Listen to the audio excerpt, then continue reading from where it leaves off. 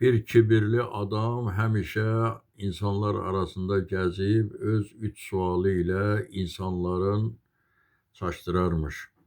Birinci sual ondan ibarət imiş ki, nədən Allah gözə görünmür? İkinci sualı o imiş ki, əgər bütün şər işləri şeytan insanlara gördürürsə, nədən qiyamət günü şeytan cəzanı çəkmir, insanlar onun cəzasını çəkirlər. Üçüncü sorğusu ondan ibarət imiş ki, deyirlər ki, şeytan oddan əmələ gəlib. Bəs qiyamət günü odu necə yandıracaq? Və insanlar da bunun suallarına cavab verə bilmirmiş və bundan qürrələnən həmin kibirli insan da qəhqəhə çəkib gülərmiş, qürrələnərmiş ki, mənim suallarıma heç kəs cavab verə bilməz. Bir günləri Bağdad bazarında Bəhluldanəni görür və deyir, mən bunu çoxdan axtarırdım. İnsanlar deyirlər ki, bu çox ağıllı bir insandır. Hər şeyi yaxşı bilir. İndi mən öz suallarımla bunu bir küncə sıxışdıracağam. Və gəlir Bəhluldanənin qarşısında dayanır. Bəhlula deyir ki, mənim sənə 3 sualım var.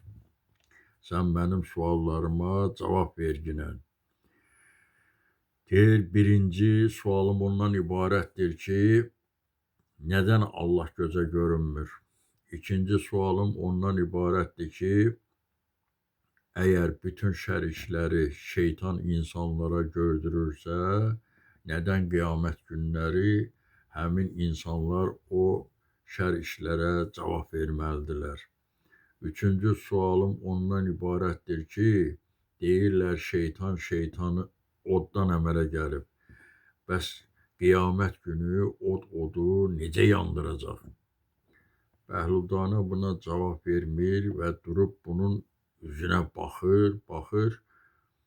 Bundan qürrələnən həmin bu kibirli insan deyir, uca səslə qışqıraraq cəmaata müraciət edir ki, ey insanlar, bəs deyirdiniz bu Bəhluldanə hər şeyi bilir, dərrakəli insandır.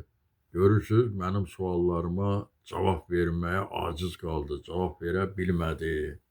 Elə bu dəmdə Bəhluldanə əyilib yerdən bir daş götürüb bunun başına vurur. Bu adam bağıra-bağıra gedir komutanın şikayətinə. Və komutana şikayət edir ki, Bəhlul mənim başıma daşla vurdu, yardı, başım, canım bərk ağrıyır. Komutan Bəhluldan soruşur ki, bu nədir işdir? Deyir ki, mən onun başına vurmamışam, o mənə sual vermişdi, mən onun əksinə suallarına cavab vermişəm. Deyir, necə? Deyir, o mənə birinci sual oldu ki, Allah nədən gözə görünmür? İndi o deyir ki, mənim onun başına daşla vurmuşam, canı bərk ağrıyır. İndi zəhmət olmasa, həmin ağrını sizə göstərsin. Deyir, bu ağrını necə göstərmək olar? Deyir, ağrını əgər sadə bir şey görmək mümkün deyilsə, onda bu boyda kainatın sultanı necə gözə görünsün? İkinci sorğusu ondan ibarət idi ki,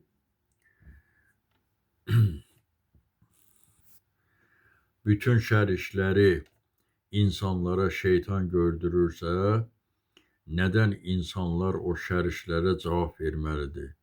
İndi mən də daş götürüb onun başına vurmuşam.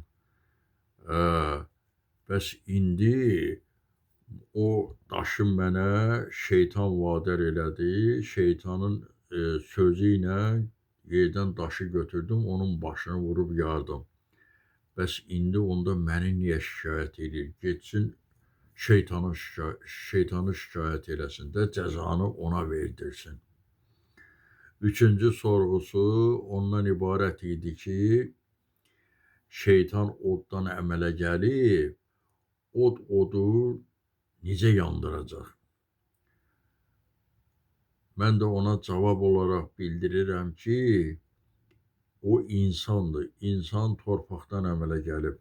Mən də yerdən bir torpaq daş götürüb onun başına vurmuşam. İndi həmin o torpaq onun canını yandırır.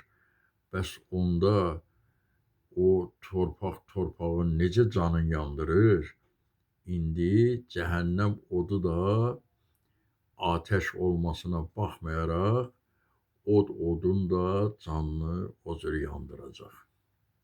Diqqətinizə görə çox sağ olun, minnətdaram. Fikir və rəylərinizi bilmək mənim üçün maraqlı olar.